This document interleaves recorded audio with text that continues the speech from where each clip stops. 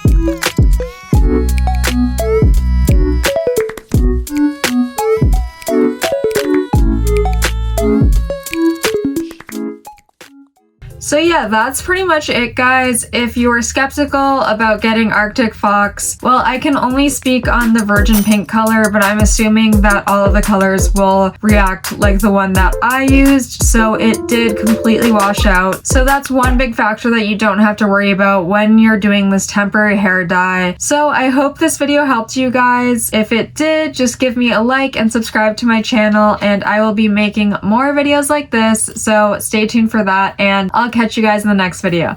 Bye.